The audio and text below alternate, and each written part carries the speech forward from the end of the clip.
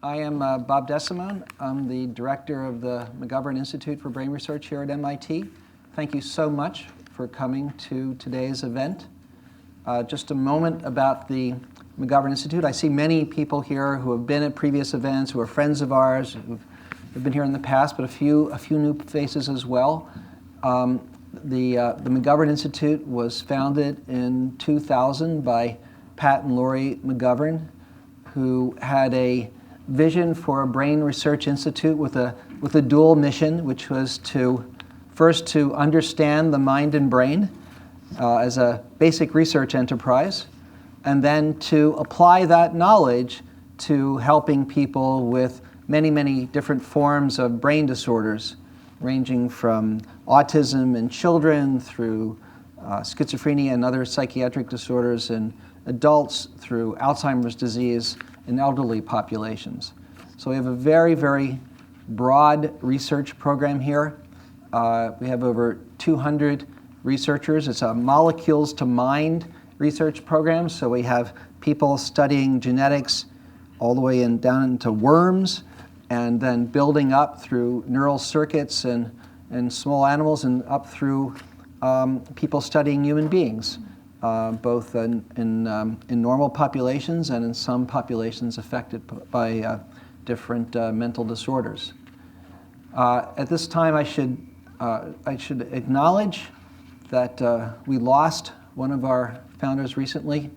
As many of you know, Pat McGovern died unexpectedly, and it was a tremendous loss to the McGovern Institute that we still feel today. You can read about Pat on our website. There's a great video on the website where Pat talks about his reasons for becoming interested in brain research and the reasons that he wanted to see an institute dedicated to brain research, and his aspirations for the future where people would really benefit from brain research. It's a 4-minute video. I really recommend it. Some of Pat's real spirit comes through in that video. So today, the topic of this symposium is post-traumatic stress disorder.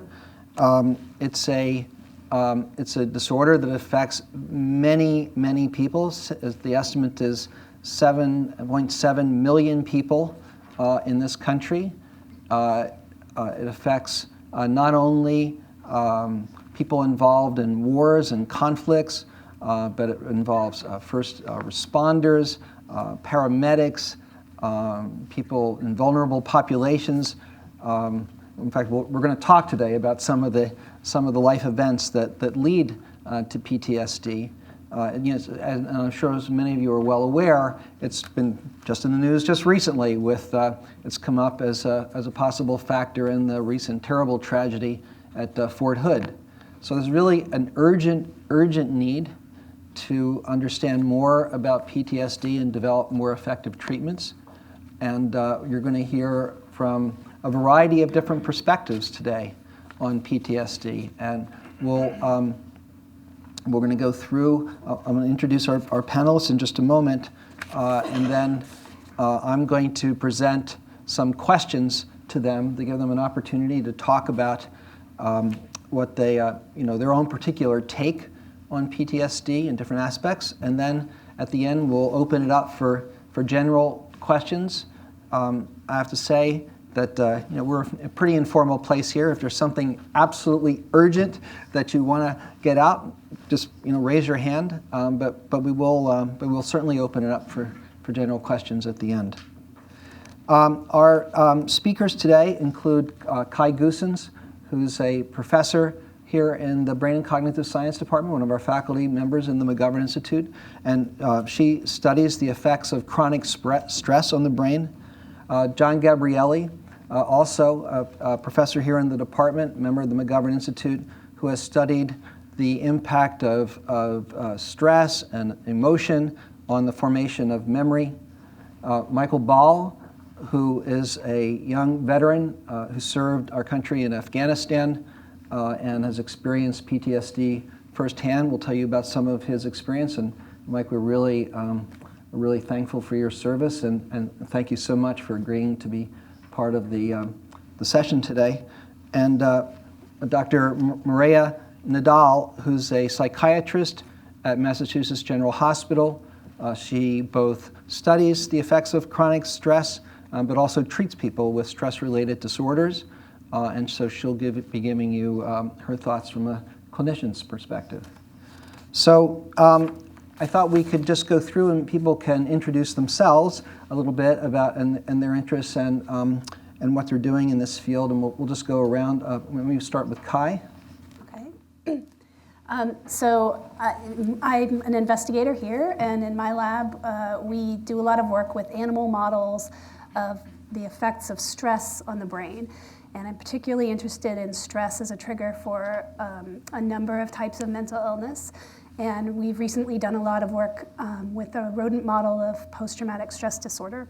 So I think one of our most comprehensive findings to date, what we've done is to try and think about what is it about stress that makes a vulnerability to PTSD, because in both humans and rodents, if you've been exposed to stress for a prolonged period of time, when you encounter a trauma, you are more likely to develop PTSD as a result of that trauma if you have that history of stress prior to that. So I'm very interested in the question of what is it about stress that leads to that vulnerability. And when we think about stress, a lot of people think about the classic stress hormones, so the corticosterone and adrenaline. And so there's been a lot of work trying to block those stress signaling pathways as a way to treat or prevent stress-related disorders like PTSD. But a lot of those interventions haven't been very effective. And so our recent work perhaps offers an explanation as to why, and we argue that rather than those classic stress hormones being very important for producing a stress-induced vulnerability to PTSD, that there's another parallel stress pathway that's previously gone unrecognized, and it's mediated by a hormone called ghrelin, which is made by the stomach. And it turns out that when you're chronically stressed, your stomach gradually produces more and more ghrelin. So it's not just something your stomach produces when you're hungry, it's something that your stomach produces all of the time. And your background levels of ghrelin go up if you've been exposed to stress for a long time. And one of the things that's, I think, really amazing about ghrelin as a stress hormone is that when you stop being stressed, a lot of other stress hormones go away or their levels drop, but ghrelin stays elevated. And so in our rodent models, ghrelin stays elevated for months after you stop a stressor. And so as a stress hormone, there's really nothing else that stays elevated for that long. And so we think that that's a major risk factor for having this PTSD-like change when you're exposed to trauma. And so we've done a lot of work to, in fact, show that when you take an animal and you enhance their ghrelin signaling, that by itself is enough to produce a vulnerability to PTSD. And then more importantly, if you take animals and you block ghrelin signaling while you expose them to stress, that prevents PTSD from developing. And it does so in a way without blocking the corticosterone or the adrenaline that's released during stress. So despite having a lot of adrenaline and a lot of corticosterone, if you just block ghrelin, that's enough to prevent PTSD. And so we've been doing a lot of work to try and translate this into human populations. So we're collaborating with Mireya to look in humans with a number of fear and anxiety disorders, including PTSD, to see if people have elevated levels of ghrelin as a sort of a biomarker for the disorder. We've also been looking in people with depression, in post-mortem brains from people who suffer from depression and who commit suicide, to see if some of the signaling pathways that are stimulated by having this constantly elevated ghrelin, if those pathways seem to be turned on more in people who committed suicide. So we're really trying to extend our work and see if it's relevant to humans.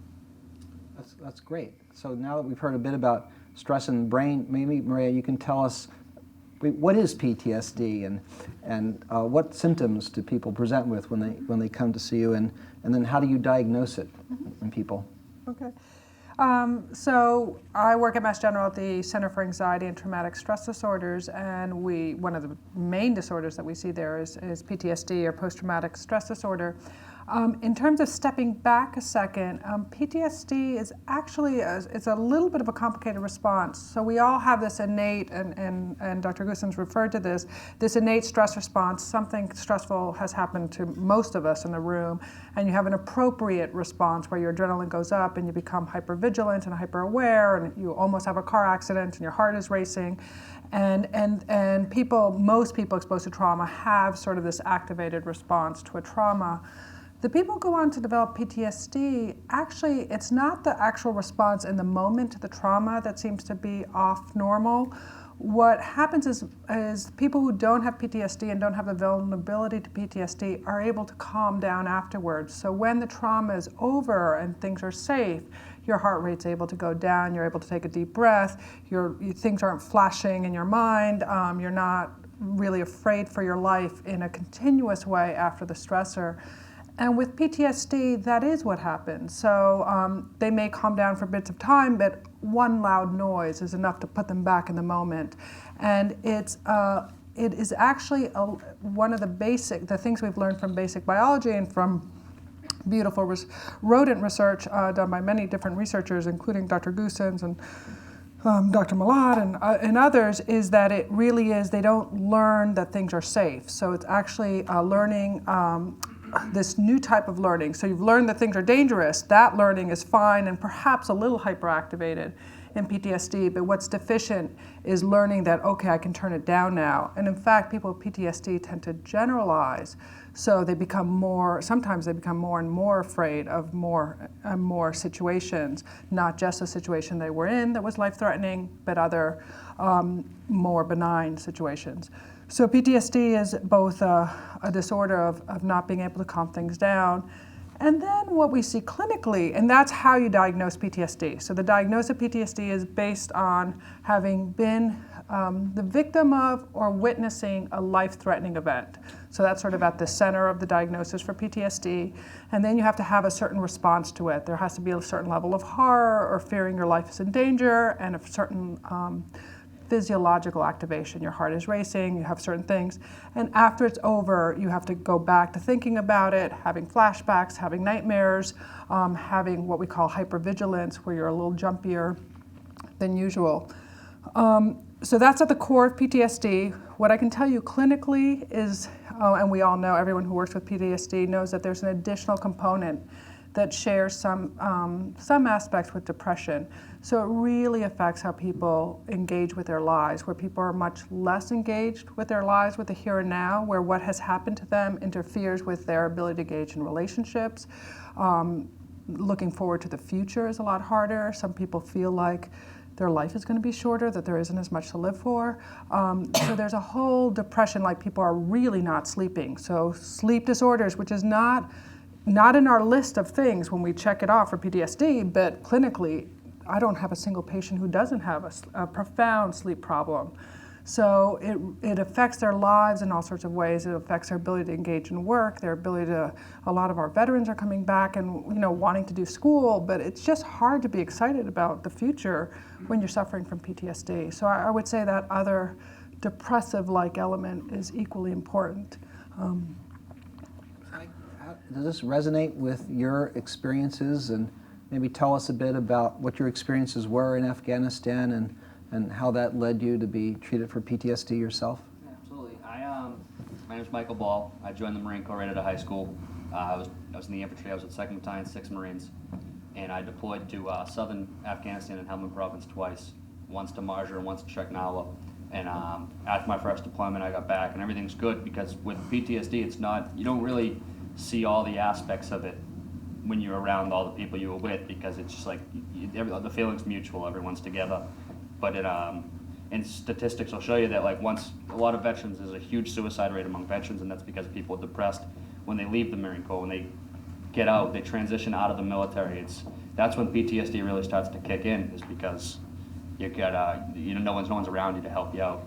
But then my second deployment, which led me to get treated for PTSD and traumatic brain injury, I was exposed to I got blown up 3 times due to improvised explosive devices, and that led me to get treated. And it's and I can agree completely with what you said, because it's not that one traumatic event, because especially with why veterans are treated mostly for PTSD is the fact that you always have to be vigilant. There's no downtime. You're there for, the Marine Corps deploys for 7 months, the Army for a year, but you're there for so long that it's integrated into your brain that you look on the side of the road, you're always ready for something to happen, and there's no downtime. You can never just sit back and relax and be cool. It's just everything is always pedal to the floor, you're ready to go. So there's never anything, you can never take a step back and look at it in an intelligent way.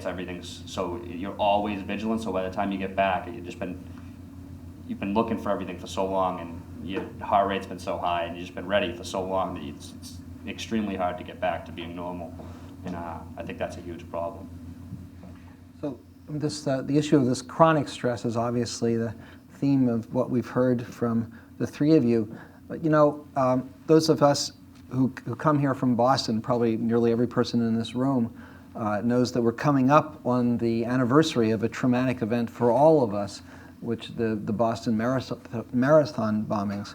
And John, you've studied the impact of traumatic events and the memory of traumatic events and how it affects our storage of events and memories and so on. Maybe could you tell us a little bit more about this distinction between our memory of a traumatic event, which could be very, very vivid. I mean, I know exactly, when I first heard about when the bombs went off and talking to people in the office and so on. I mean, I have a very, very vivid memory of this, but yet I don't have PTSD, and so maybe sort of explain that to us. So as we heard earlier, very nicely, that a stress response that is adaptive and helpful to alert us to danger is sustained, becomes overgeneralized and hard to turn off or extinguished in the research terminology, then it's persistent and intrusive in daily life, and leads to often hyper-arousal or hyper-vigilance. Just everything seems dangerous. The situation seems dangerous, and is what one hears.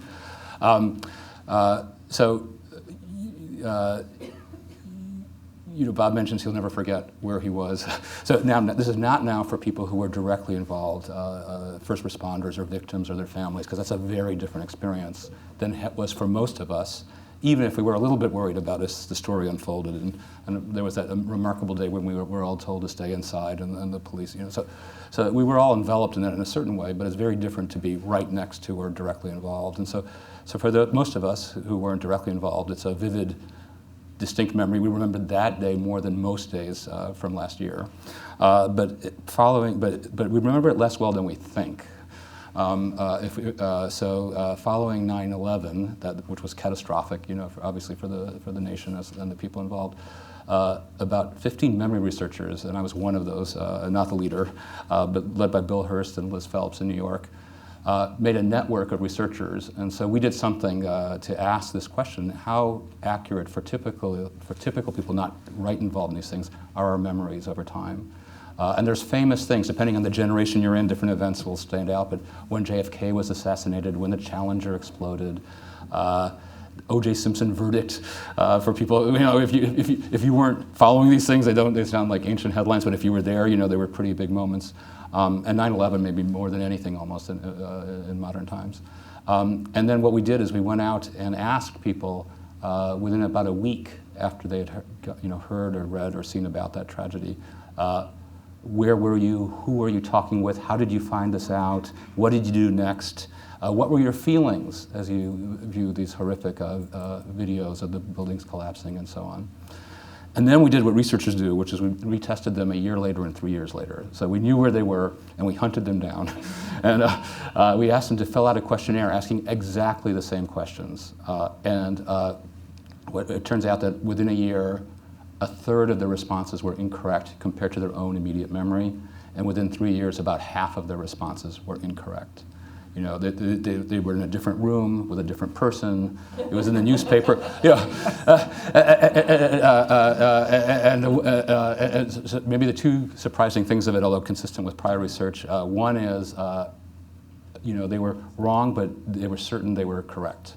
Because we have this feeling, it's just human, to think that such an exceptional event, so powerful, emotional, that we'll never forget, as Bob said, and I'm sure he's right. He's the director of the McGovern Institute, and he's right. That we'll always have this feeling, I do too, that I'll never forget that unfolding moment. Time slows, you feel that, you'll know all the details of that, you'll never forget that experience. But in fact, like for most of us, if we're not directly involved in these things, we substitute details, and especially when we tell it again, when we see TV shows again, that subsequent retelling becomes the memory, not the original event in many ways. So we used to think that these kinds of amazingly potent experiences were special, people call it flashbulb memories, like you took a picture and you never forgot, and it turns out they're just as susceptible to forgetting. And the thing that's very striking is most forgotten of all were people's emotions at the moment. So when they rated, like, how did I feel? Angry, vengeful, sad, desperate, they filled out these things, and then a year later, they were only 40% correct in restating their actual emotions at the time or near the time. So, so it's on the one hand, we could say, well, that's a sad thing that humans can't remember even the most, powerful events. But there's part of this which is it could be a protective factor. Exactly, what Freudian psychoanalysis taught us, that we're supposed to unearth difficult things, but the ability to forget, that which is difficult, probably is a potent source of resilience for people as well. So we may be seeing something that's a positive, not just a weakness of human memory. Michael, I mean, your memories of your experience in Afghanistan must be especially vivid, and also you had the same experience repeatedly, not just the the single isolated event that John's been talking about. And how does this mesh with your experiences? Do you feel like your memory of Afghanistan is fading at all, or how does that relate to your experiences? Honestly, it's kind of rough for me because I had a brain injury too, and so I have a little bit of memory loss. But yeah, I could agree with that. I mean, I try to tell stories now to my friends. I call my friends once a week and talk to the guys I was with. And you're telling a story, and then all of a sudden you hear somebody in the background like, "That's not what happened," and it's just so I can agree with that. And then I was there. I mean, it was I feel like that's mostly correct, just because like I said, it's just you forget stuff all the time, and you're trying to tell a story, and especially with human nature, is to try to make the story as cool as possible. And so you're trying to tell the way it is, but you have no idea really. You're just trying to go off what you're trying to remember, and it's a long time ago. This issue of memories coming back and people having to re-remember the event, and sometimes people think that actually what you remember is your remembering of the event, it's not the event itself. And some people have suggested that they even could be a therapy, is to try to change people's memories of what happened when they recall them later. I mean, is that Yeah, so there are a number of different therapies for PTSD, prolonged exposure. There's different EMDR. And what they share in common, one of the ways we try and get people to get past their PTSD is the telling of the story, most importantly, retelling the story in a safe environment. So some of you may be aware that debriefing is actually very bad for PTSD. So if something horrible happens, it used to be that, especially in police stations, they would get everyone together in a big group, and 15 people would tell their stories, and you not only had your story, but then you had to hear the stories of people around you. So that actually turns out not to be good for PTSD, and that's been demonstrated. But if you take someone in a one-on-one situation, a safe room, with a therapist, and walk them through their memories, the goal is to have them retell their story over and over again, particularly in an environment where their heart isn't racing and where they're not sweating and getting really nervous. And so you're exposing them to the memory. And what you're trying to do is take the memory out of the hippocampus, re-encode it, and put it back in, is what we think we're doing. But we're putting it back in and disassociating it from the physiological arousal. And that's what a lot of the PTSD therapeutic approaches share in common, is creating a narrative that becomes slightly dissociated from the hypervigilance and the physiological arousal, and becomes more tolerable. So you can think about it without having your body go into it. And you're probably misremembering, but you're doing it on purpose as a way of making it a little more tolerable. So there are many different treatments, but that seems to be one theme that goes through all of them. In addition to this really therapeutic approach, psychotherapeutic approach to treating PTSD, I know that you and Kai are collaborating on the study that's meant to develop a medicine that would also contribute to treatment of PTSD. And this is something that came, as Kai mentioned earlier, came out of her research in the lab, out of basic neurobiology, understanding what's going on during stress and so on. Could you maybe the two of you tell us a little bit more about your ideas for a treatment that could derive from that work? Sure. So one of the reasons that we were very excited to find that ghrelin seemed to be linked to PTSD is because, unlike a lot of molecules that one can discover, ghrelin is what we would say is a very druggable target.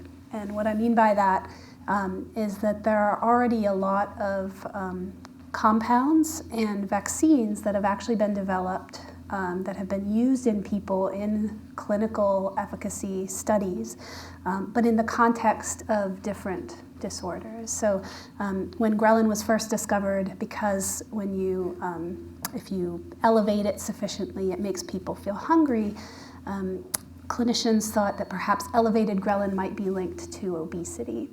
And so there was sort of a run for a while in pharmaceutical companies to try and develop drugs to block ghrelin as a way to treat obesity. And so there were many different companies that made anti-ghrelin compounds and anti-ghrelin vaccines that work very nicely to reduce ghrelin levels.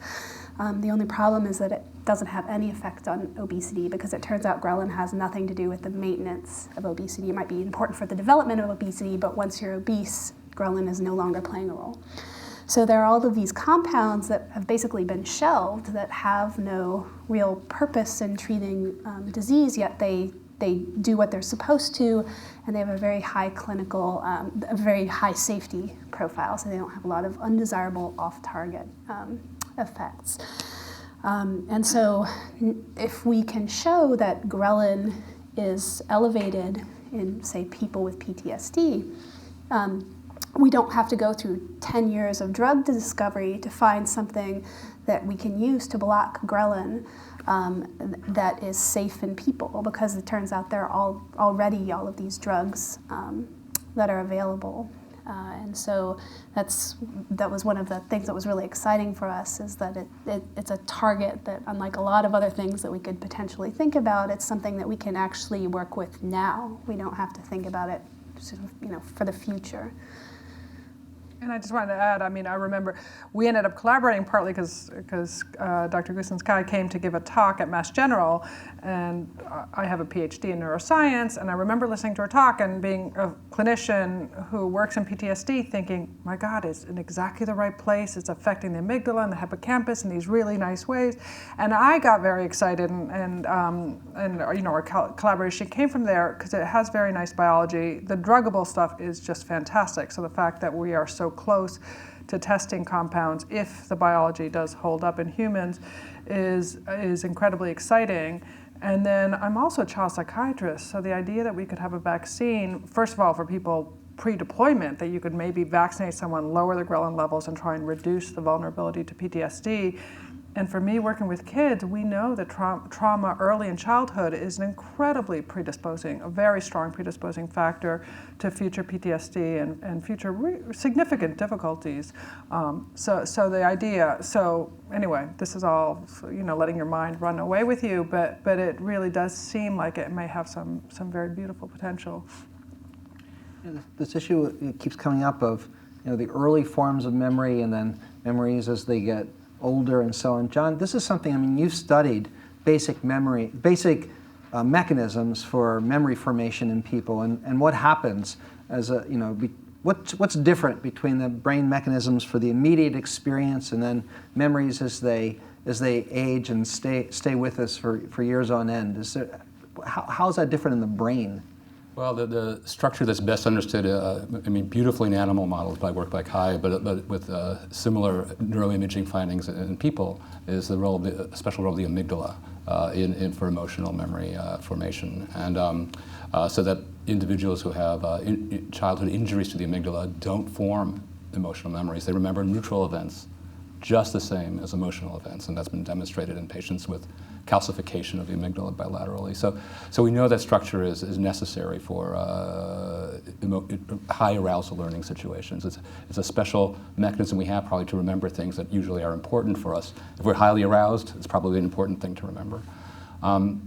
But there's been some studies, a couple of imaging studies that have shown that, again, with this hope of finding mechanisms that promote advantageous, therapeutic forgetting, that people can, and now this is not at all under traumatic, difficult situations, but it just shows the mechanism is there, that people can voluntarily suppress the formation of memories, so that if they employ certain psychological tricks when they're shown, or instructions when they're shown very distressing pictures and experiments, that individuals can voluntarily modulate the amygdala or hippocampal regions. So these are laboratory experiments, not of people under extreme duress, but at least they reveal a mechanism not only for forming emotionally intensive memories, but a mechanism for dampening them down. And the second striking thing, and it comes more from animal work, but it's been shown in human work exactly what you described very nicely, which is that when we go get a memory, retrieve a memory, there's this moment, at that moment of retrieval, where it's extremely vulnerable to change. And that's when it could be altered, which you described very nicely. So it's both why we forget things and have false memories, because it comes out. You told very nicely, social psychologists love to do experiments where they show you that if people like the story you tell, you keep that piece of information in there the next time you tell it. And if people don't seem that interested, you sort of drop that. And so as part of being human, is it responses from family, friends, and other people, and that every time you pull out that memory gets altered in some ways. And so that's also a source of hope again. The retrieved memories are then accessible, but maybe can be altered in a benign way. Just at a clinical corresponding to your suppressing the amygdala, we see this in resilient kids. I'm very interested in kids that were traumatized but are nonetheless resilient, or what some of the resilient factors are. And I'm just amazed by how many of these resilient kids have no memories before they were age 10 or 12. And you ask them about their childhood, and they can just give you the bare bones of where they lived and what school they went to, and they don't remember anything. And it may be protective. It may be something that kids learn on their own as a way to protect them from certain situations.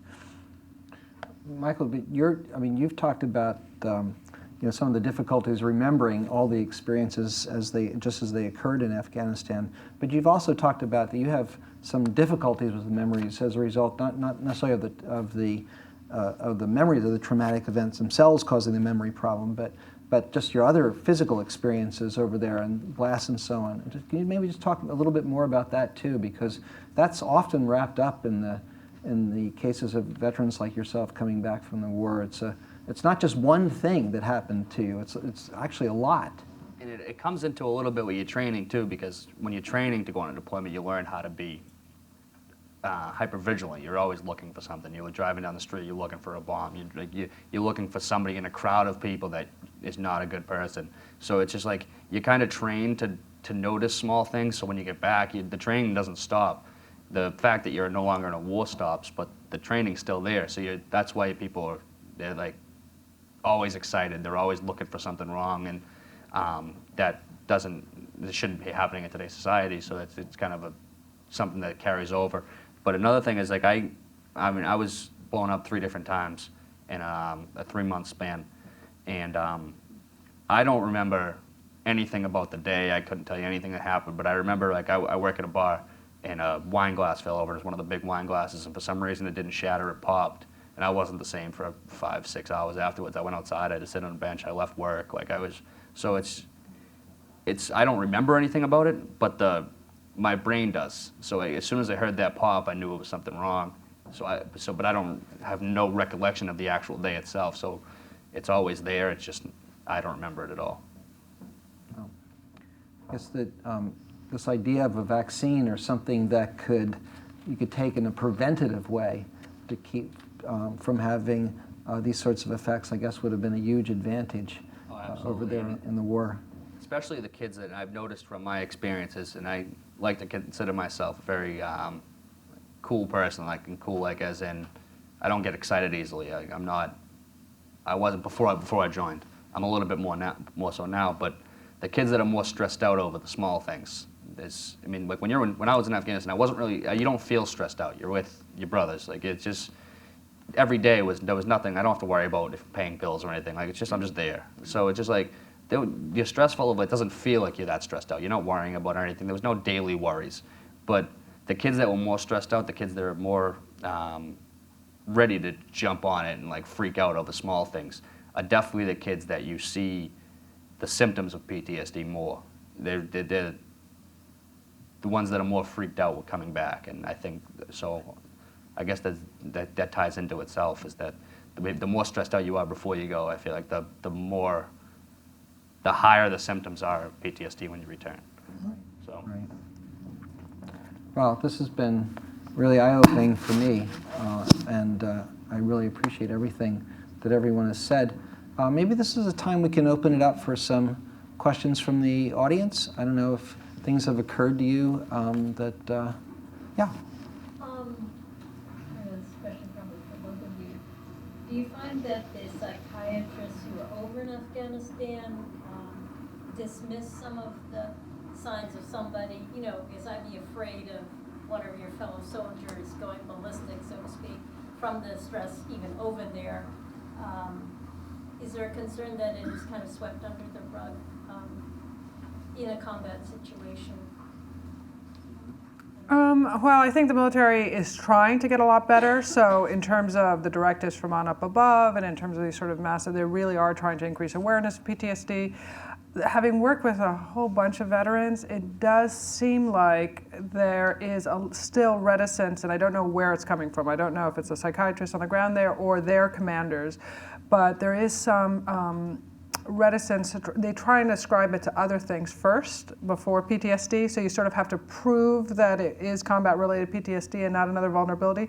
So we are often seeing people cycle through 2 or 3 diagnoses before they're getting the PTSD diagnosis, and I feel like the military, I wish they would, and I'm sure it's very complicated for all sorts of reasons, and it has huge effects on what services people get, and there's a lot of people in the reserves, and what they get from the VA all depends on all these designations, so it's complicated, but I do feel like people have a harder time getting acknowledged up front. I think it does eventually get acknowledged, but I feel bad because veterans really do have to persevere, and they're already dealing with so much already. Yeah, everybody in the military knows what PTSD is and knows the symptoms of it and what it is, but I feel like, especially over there, when you're in Afghanistan, you kind of know everybody has the same feelings, and you just like, and it's not anybody from higher up or anybody, it's mostly like the brotherhood itself is just trying to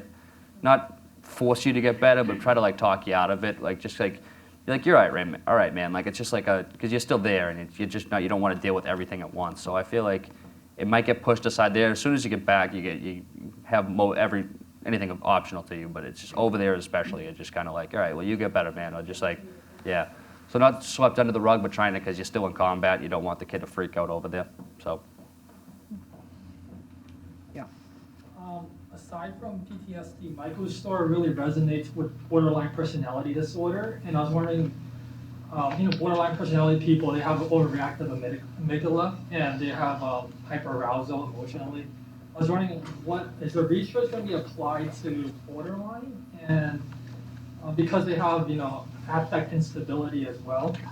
And with the PTSD, how does that contribute to the complexity of having a comorbid diagnosis with borderline personality disorder? So without PTSD symptom really describes BPD, but BPD people can also have a PTSD diagnosis under the DSM criteria. So it's kind of like a really confusion.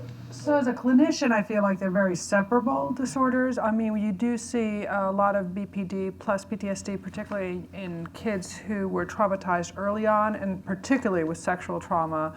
But BPD, at the core of BPD is interpersonal, inability to form interpersonal relationships, inability to understand relationships from the other person's point of view.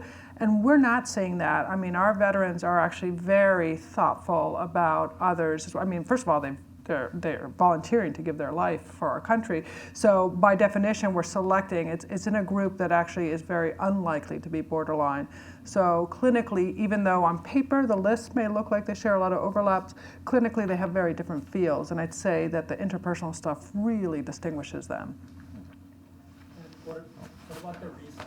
Like, does that apply to crossover? Borderline is very hard to study research-wise because we don't have an animal model, because a lot of it is that feeling of rejection, and how they feel about the world and how the world is judging them, and we just don't have an animal model, so it makes the basic science very hard. And borderline is one of our disorders that we feel quite strongly is, in psychiatry, most of our disorders are like 50% genetic and 50% environment. And borderline, we feel, is mostly environment, or at least the interplay between someone's personality and their environment. So we don't even have the genetics part to really get. So a lot of so there's not that many studies, and there's no animal models, so it makes the research challenging. PTSD kind of separates from borderline amygdala research or neuroscience research, or We have a lot of neuroscience research on PTSD and amygdala. We don't have a ton of neuroscience research on borderline. We have some, but a small amount in comparison. Can we get a question back there? Is there or is there going to be at some point a blood test or some kind of easy test to determine baseline ghrelin levels?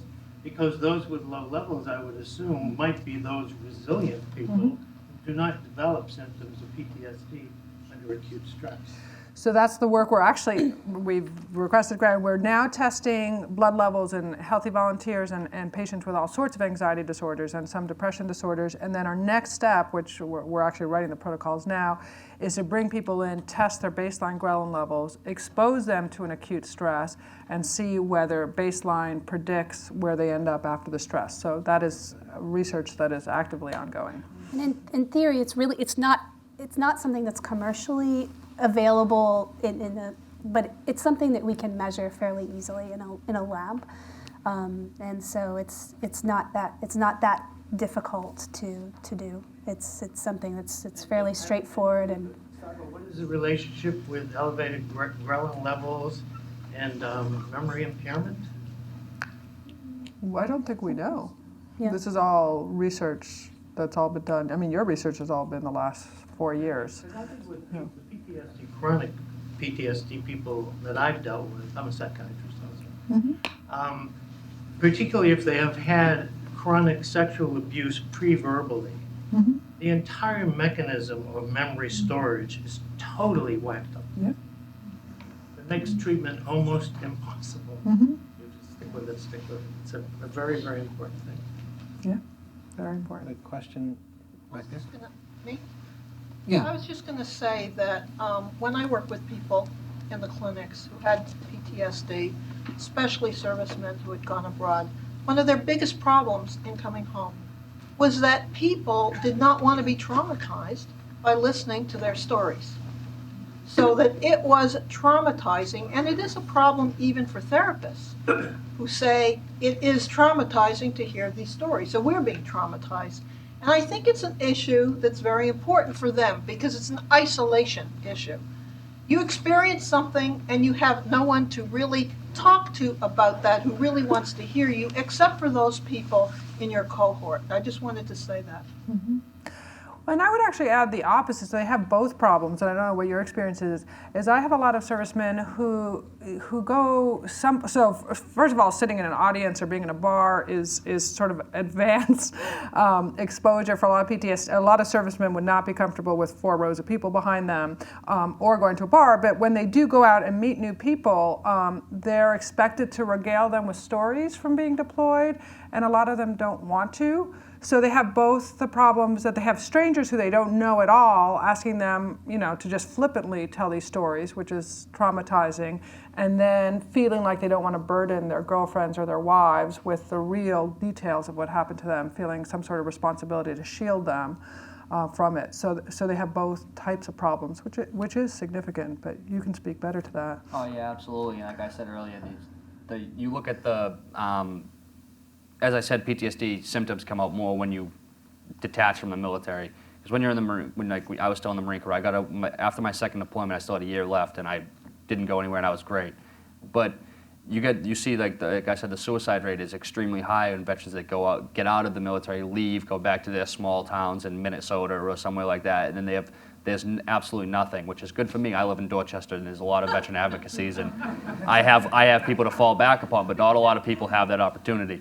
So I feel it's completely correct. It's tough. When getting out of the service. And do you guys have like a group phone call that you guys do every week? Yeah, I talk to, social media really helps out, and especially, but we have our own Facebook page, just my company. There's 102 guys on it, but I drive down to Philly once every 2 months. I see some of the guys. I'm meeting up with a couple of them. We had a reunion in Boston. There was 60 guys here in Boston in January, so we all stick together. And plus, all combat veterans, you're always in the same circles, especially if you get involved in, like I'm here now, but I work for Mass Volunteer Heroes, and then everybody there is a combat veteran, and we're always together. So even if you weren't in the same place, you have the same, you know what you did, like everybody has, and so it's a great way to try to. I feel like you don't have PTSD symptoms don't come out in those aspects because you're always around people. Like you always have the person to tell the story to that no one else wants to listen to. So it's good. And so I feel you're completely correct. Bruno. What about a little hope here, in the sense that, I've certainly read a lot about PTSD not being turned into PTS, and that there's some push to maybe saying this is an illness, and it's not chronic, it's not lifelong, it's something to overcome. You just got home a year ago, so I know for you it's really fresh, as opposed to someone, let's say, who got back from Vietnam or some of the earlier Gulf deployments. But is there hope that 10 years from now, for example, that Mike will be sitting here and really feeling like it's a blurred memory that we can't recall properly? Or and I don't know if that's for you or for you, Mireya. Do you feel better today than you did when you came home? Yeah, a little bit, and it's social circles that you run in, and but you talk to, I was at the mall the other day, and veterans kind of feel each other out, and this Korean War veteran came up and sat down next to me, and I talked to him for 35 minutes, and then his wife came over, and he kicked her away and said, "Go back to shop," and I'm talking to my new friend. And but he still feels everything. He just still knows. He can still remember stuff he did in Korea, and I visit my grandfather last year, and his best friend was a Vietnam veteran. I sat at the bar for him, and I didn't even talk to my grandfather. I didn't see my grandfather in a couple of years, but I talked to this guy because he still wants to tell those stories, and he can tell those to me. So I feel like it doesn't go away, but it gets a lot easier, and especially if you're always around people that share the same experiences with you. So. And we do a lot of studies, so both at the program I'm in and at a group, there's the home-based program based out of Mass General, which was funded in large part actually by the Red Sox Foundation, where we do studies and we measure people when they come in and when they 6 months, 12 months into treatment. So people do get better with treatment. People are very smart about knowing what is going to work for them or not. So intensive therapy versus medications versus some combination, or this type of therapy versus that type of therapy, or this particular therapist versus that. But what I notice clinically is if we can get the sleep, which is very interesting, we're trying to get sleep researchers. Once I can get my patients to sleep mostly well, so through the night, that's usually the first sign that they're really turning the corner on this and starting to sort of rebuild new memories and engage in their lives. So, we don't have studies showing it, but clinically it's something that we see over and over again, that I think the not sleeping really reinforces a lot of these symptoms and interferes with recovery. Can you talk a little bit about, because I've read a little bit about dreams, because the problem also is when you're awake you can kind of control your thoughts, but when you fall asleep you can't. So can you talk a little bit about why there's a sleep disorder? Well, I think there's a sleep disorder partly from the hyperarousal, and it's actually hard to relax enough to feel safe enough. What I'm found, and you can speak to this, when I ask the veterans I work with what their dreams about, they sometimes have nightmares about the event. But what I'm hearing much more is random fearful nightmares. So someone's after them, someone's chasing them, situations that are the nightmares that you and I could have without having had deployment. So I'm just surprised, there's something about their sleep that they're in this fearful place, and it's not really about processing the traumatic event. They're just in a fearful place when they're actually dreaming. That's a story I hear over and over again. Yeah, I can agree with that. And it's definitely hard to fall asleep because you're always alert. And then I think it dates back to kind of when you're deployed and when you go to sleep, you don't know what's going to happen. You get waken up 2 hours later, somebody kicking you, saying you got to go on to patrol, or you start getting shot at 3 a.m. Like you never get a full night's sleep over there.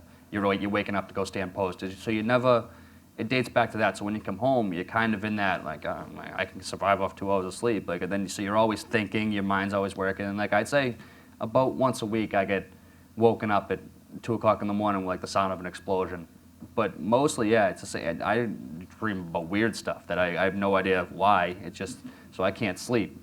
That's the problem. And so I wouldn't say it's mostly combat related. I just feel like it's because you are so used to going without sleep and doing so much and getting woken up so much that you're always alert.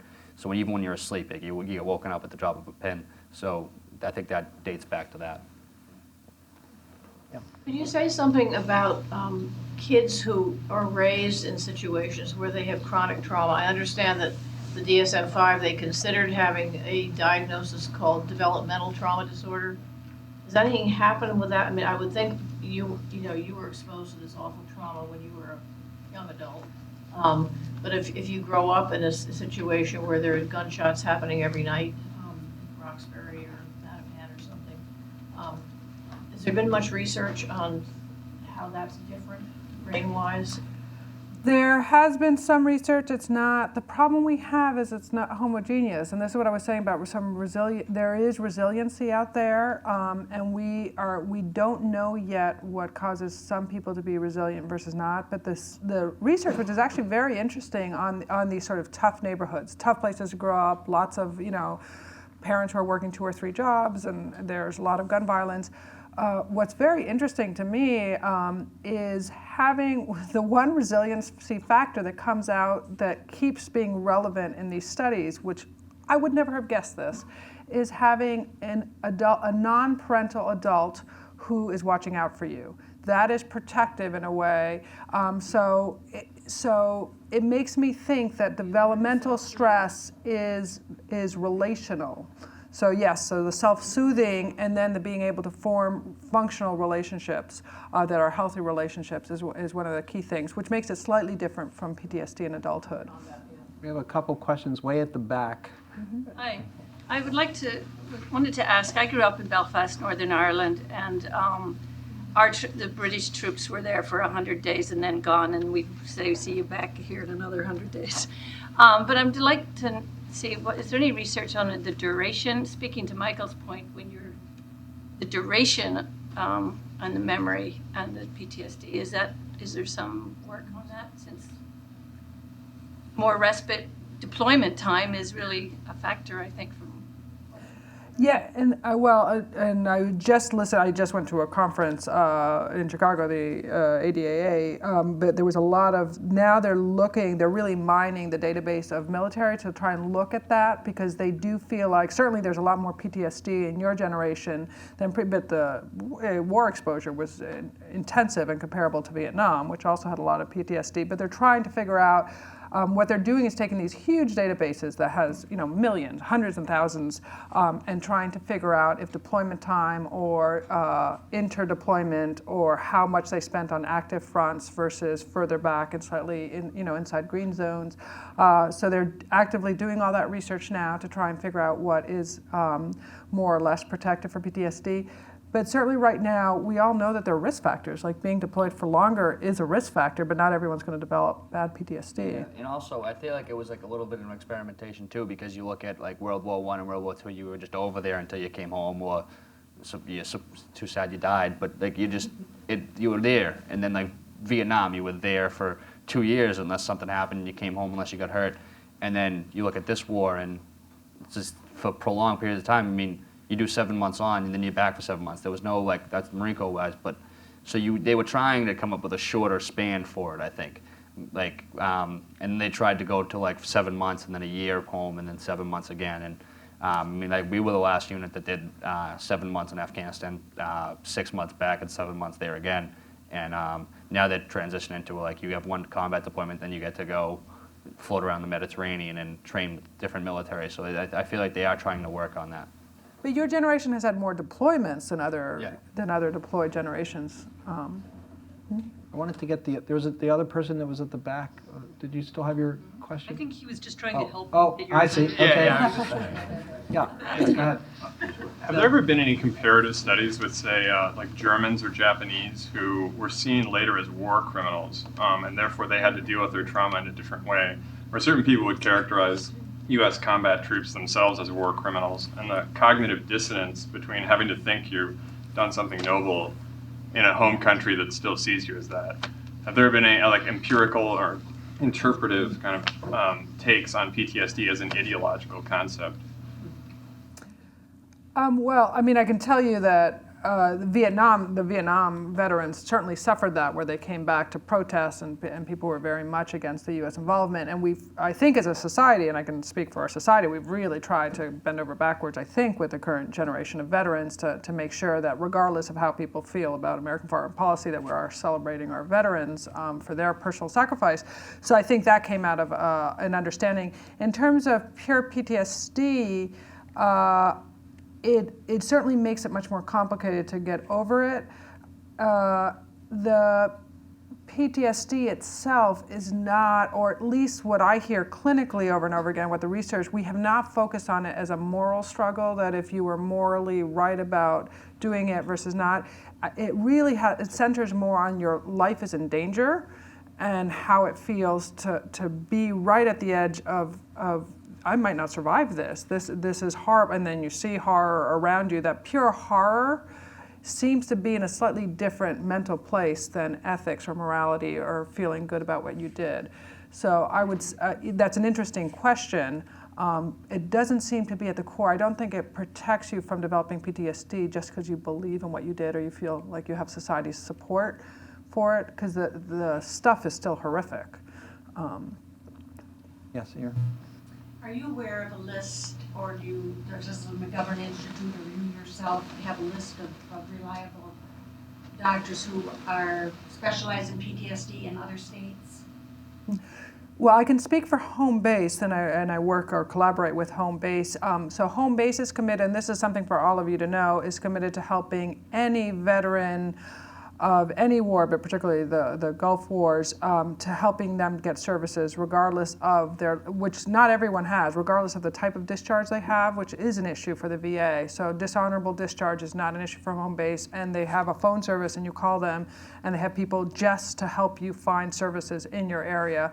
Regardless of where it is statewide. And like Home Base, what's actually interesting, you were saying people are tripping over themselves to help these veterans. So we actually have a problem at Home Base recruiting veterans, because there's so many, at least in this area, we actually have almost too many groups trying to help veterans.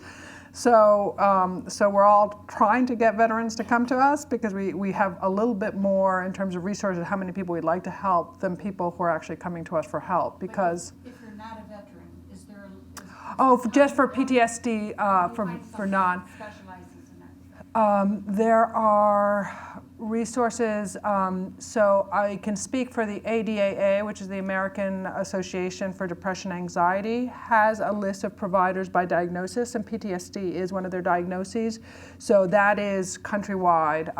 So that on their website you can find treaters who specialize in PTSD. The letter stand again for?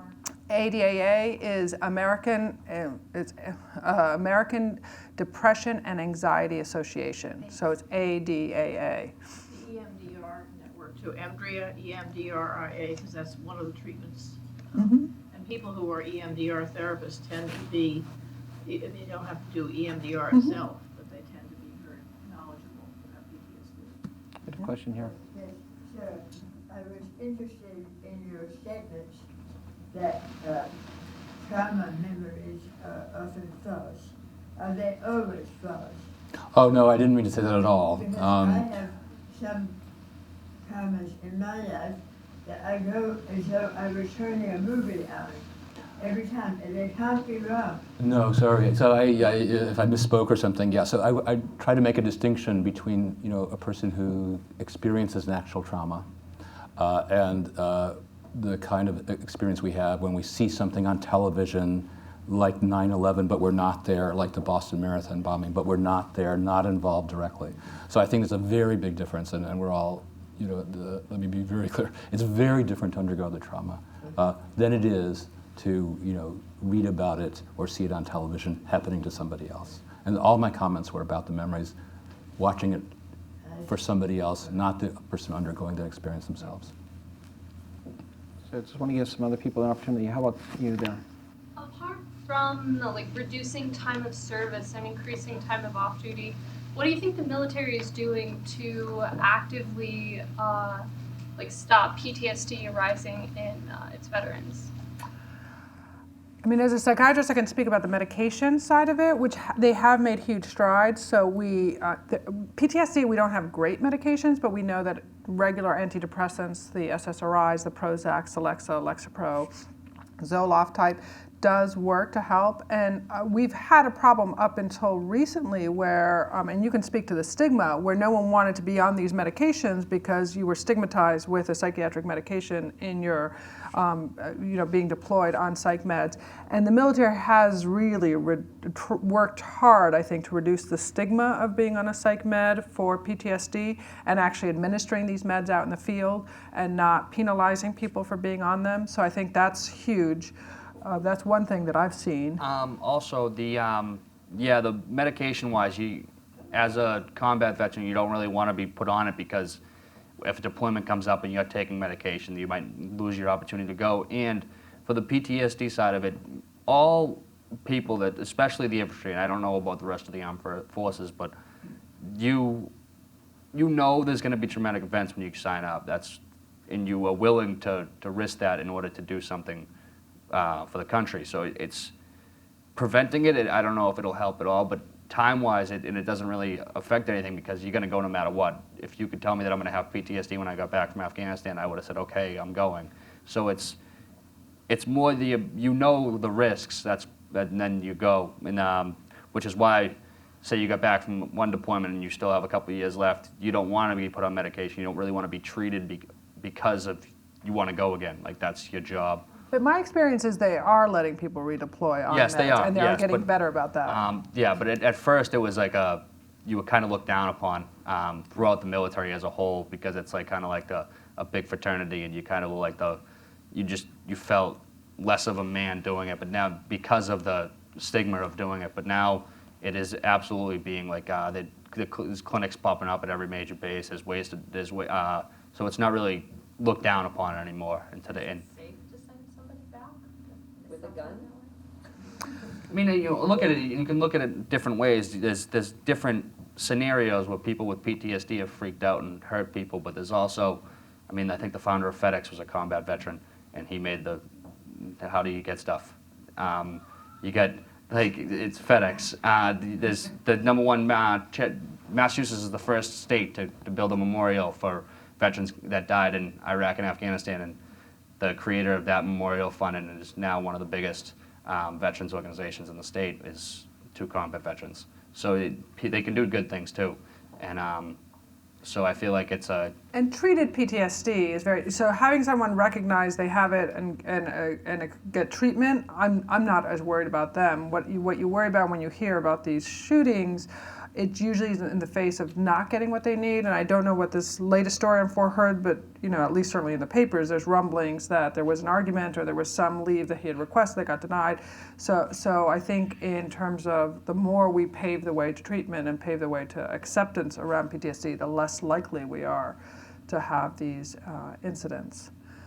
But the gun question is interesting because of the safety issue. Is some people come back and don't feel safe without a gun, which in I actually like the fact that Massachusetts has such strict gun laws, but it is a safety issue for some veterans do feel unsafe without their sidearm coming back here. It's an interesting issue. I've actually started to, I appreciate that it is hard for some people who view this as the one thing that's going to protect them or keep them alive or possibly keep them alive.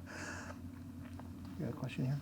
I'm wondering talking about how far or close you are to clinical trials for your research and what it means for the community more broadly. Like would a medication such as this treat just the PTSD, or are you looking at it more broadly for other disorders?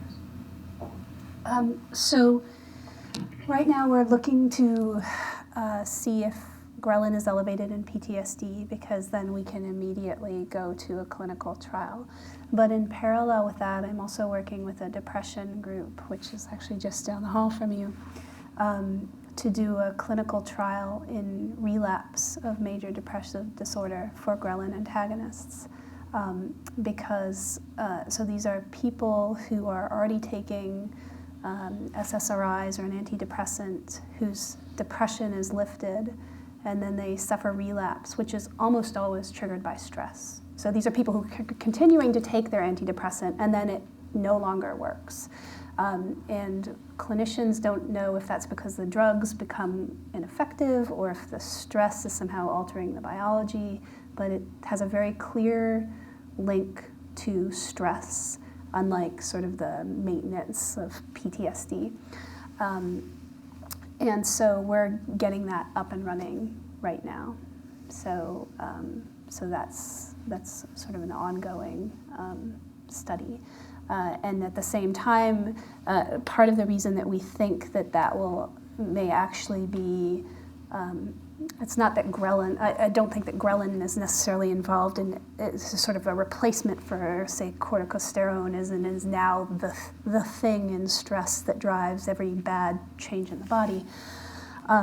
But we have some parallel work in our animal studies that suggests that when you stress an animal and you have elevated ghrelin, not only do you have this sort of enhancement of negative emotion and propensity for fear, for example, is one type of negative emotion, but that the ghrelin also suppresses positive emotion. And so it's one of the things that leads to what we call an anhedonic state in animals. So it makes animals less able to feel pleasure from things that should make them happy, like a tasty food, for example. And so we think that stress-induced change in ghrelin may, in fact, both enhance negative emotion and suppress positive emotion. And I think that suppression of positive emotion is certainly a feature of something like depression. And so we're hopeful that with this link in relapse of depression to stress, and the fact that in our animal models it seems like elevations in ghrelin can recapitulate some features of depression, that maybe that's the best place to start off with a clinical trial. So I think we're moving on it right now. Did you have a question? So from perspective of DSM, it is like disorders are defined in the space of behaviors, and that's motivated by treatment. Even if things are similar in the space of behaviors, they get similar treatments assigned. But of this neurophysiological work is basically, in my perception, trying to find some lower dimensional neurophysiological representation that is related to these boundaries in the behavior spaces. And that might work or might not. And what is your impression?